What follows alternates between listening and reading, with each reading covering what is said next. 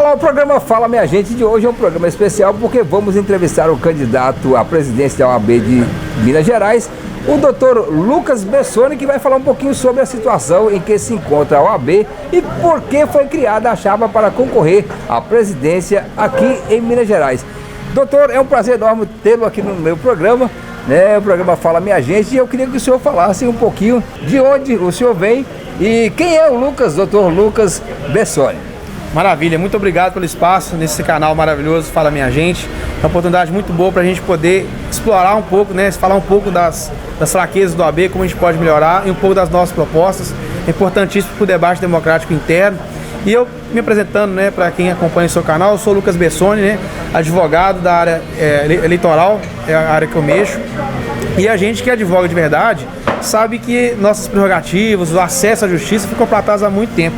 A gente precisa resgatar isso, essa dignidade, o respeito à advocacia, que nós não temos mais isso aí. Então, nós estamos aqui hoje para defender uma chapa que é formada 100% por advogados e advogadas que têm carreira e história na advocacia e não no sistema OAB. Nós não somos carreiristas do sistema OAB. Então, a gente sabe exatamente onde estão os problemas e como resolvê-los. Por isso, a gente vem com essa chapa, nessa proposta que é o OAB de cara nova. Quais são as propostas específicas aí, tanto para a OAB, né, lá em Belo Horizonte, quanto também para as subseções? Não, legal. Nós temos muitas propostas que estão disponíveis no nosso site, que é o www.oabdecaranova.com.br, mas a gente, para dar o tom da nossa campanha, eu gosto de resumir em 4 pilares, que eu digo com os quais a gente quer reconstruir o OAB. O primeiro é o fim de privilégios. Infelizmente, tem muito privilégio para as diretorias. Nós visitamos algumas cidades, eu fiquei impressionado com a informação que eu obtive numa subseção específica, onde o presidente ele tinha um carro importado, um Audi, com motorista para rodar para cima e para baixo com o dinheiro das nossas anuidades. Então é carro com motorista, festinha, viagens, buffets, acessos, lobbies. Então a gente quer coibir isso aí, né? A gente quer acabar com essa festa. O segundo pilar é a transparência. E hoje, infelizmente, o OAB não tem nenhuma transparência, não tem nenhum programa de compliance, né? A gente não sabe como os recursos são gastos, a gente não sabe qual é a agenda do presidente, a gente não sabe quais são as pautas das reuniões e o que são decididos nas reuniões, a gente não tem acesso a nada, a transparência ali é zero. Então a gente quer fazer parte, né, para poder levar essa transparência e colocar programas de integridade, compliance, auditoria externa nos balancetes. Infelizmente, a última gestão que se encerrou em 2018, ela entregou os cofres do OAB com um rombo de 44 milhões de reais. Não são 40 reais, são 44 milhões de reais. Então isso é muito sério e a gente precisa retomar as rédeas da gestão da nossa instituição. O terceiro pilar é a independência. Como eu disse, prerrogativa ficou para trás há muito tempo. Hoje o advogado não tem sequer acesso à justiça, aos juízes, aos servidores. Despachar um processo hoje é um parto, né? Ter acesso à INSS para os advogados da área previdenciária é tumultuoso, as coisas não caminham, as coisas não andam. Então é importante a gente retomar a independência da OAB para que ela possa pleitear e nos defender perante os outros órgãos de Estado. Hoje, infelizmente, a OAB tem vivido mais na politicagem e menos na representação da advocacia. E o quarto e último pilar é a modernização.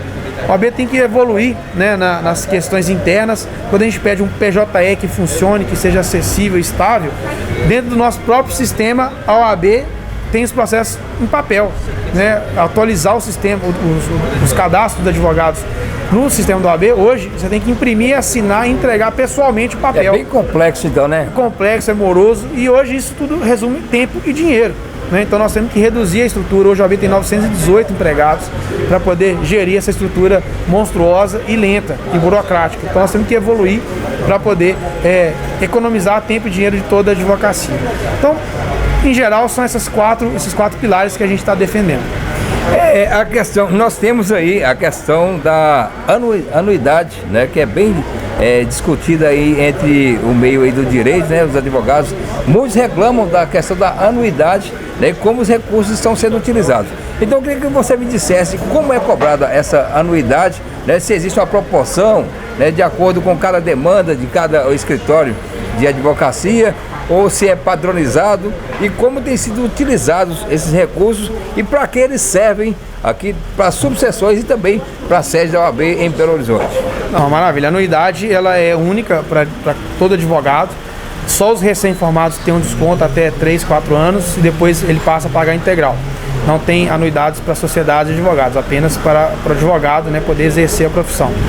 E é caríssimo, né? R$1.000 por ano, e eu digo que os R$1.000 que o advogado não paga no seu Réveillon no dia 31 de dezembro, mas chega no dia 5, 6 de janeiro, ele tem que pagar isso de anuidade para uma instituição que não representa ele, que não entrega nada de serviço para ele. Então a gente quer eventualmente reduzir a anuidade, né, organizando a casa, mas aumentando também o leque de serviço. O problema do OAB não é receita, são as despesas. Inclusive não tem nenhuma transparência, como nós falamos aqui mais cedo. E em 2019, né, a gente montou uma associação de advogados, que hoje tem 3.000 associados em todo o estado de Minas Gerais. E em 2019 a gente conseguiu reduzir na justiça 20% a anuidade para os nossos associados, porque o reajuste foi abusivo. Então, se tem alguém em Minas Gerais que pagou uma anuidade mais barata, foi em razão da nossa providência perante a Justiça Federal. Então, a gente tem esse histórico já de entrega, esses e outros, né, para a advocacia mineira. Então, é importante a gente frisar isso, porque de fora do OAB conseguimos reduzir a anuidade. Então, imagine o que nós podemos fazer dentro do OAB.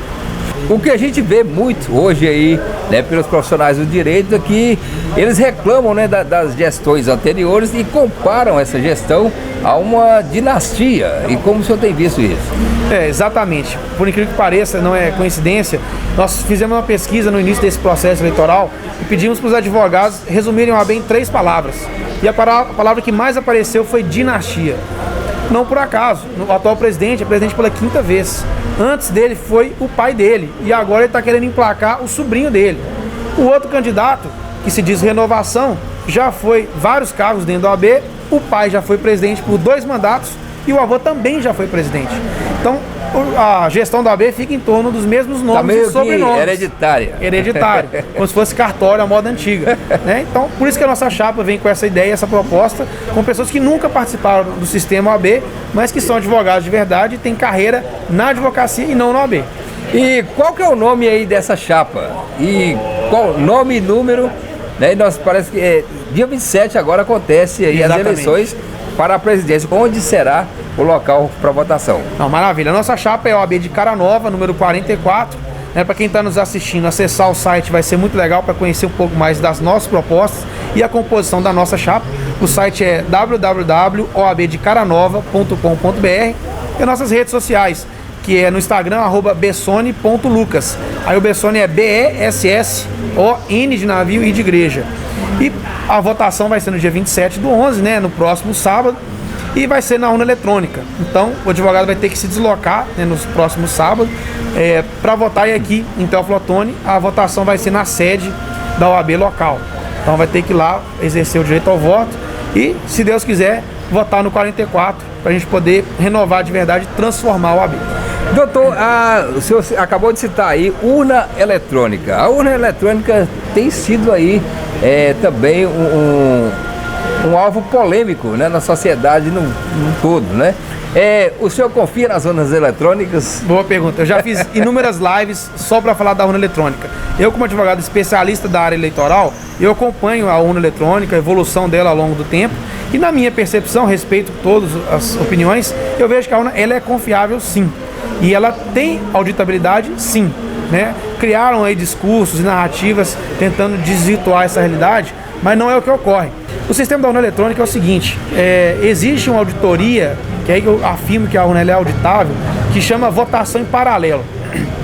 Votação em paralelo é o seguinte: a urna eletrônica ela já está com todas as informações e o sistema, o software já inserido na urna, e a urna já está nos colégios onde ela vai receber o voto do eleitor no domingo.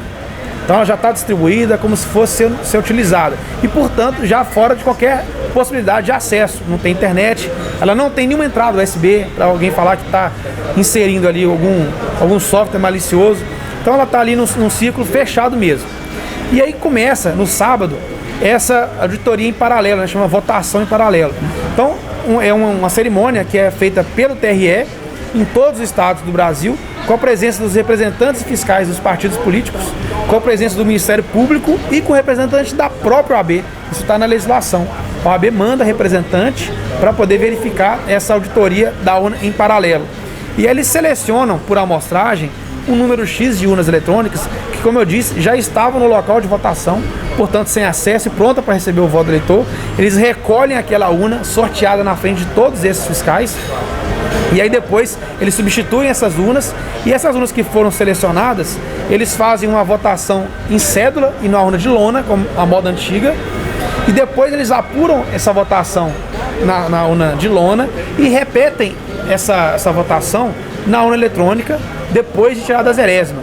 E ao longo de 20 anos da urna eletrônica, o boletim de urna sempre foi 100% igual à votação feita na urna de papel.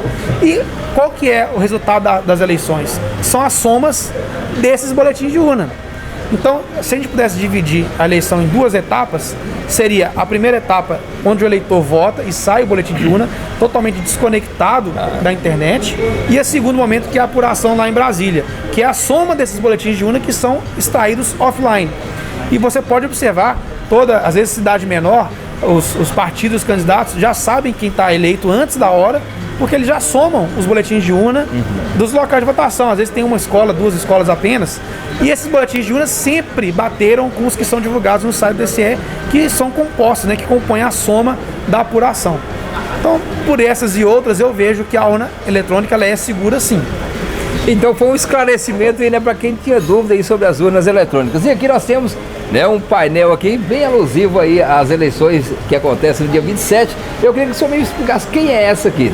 Maravilha. Essa é a Flávia Fidelis, é a nossa candidata a vice-presidente, advogada militante lá de Uberlândia, que também é uma cidade muito importante, um polo muito importante, que é o Triângulo. Então a gente teve esse cuidado, né, de ao montar a chapa, né, sou homem da capital e ela mulher do interior, para a gente poder agregar todos os lados e todas as possibilidades. Então a gente fez essa chapa que é muito legal, que é de soma, né, com pessoas diferentes, de localidades e realidades diferentes, para poder ter uma chapa mais completa. São quantas chapas que estão concorrendo aí à presidência? Esse ano são 4 chapas. Eu agradeço muito aqui ao doutor Bessone, né, que esteve conosco aqui no programa Fala Minha Gente, falando um pouco sobre as suas propostas, né, e o que pode ser melhorado na OAB aqui de Minas Gerais. Fique com Deus, até o próximo programa.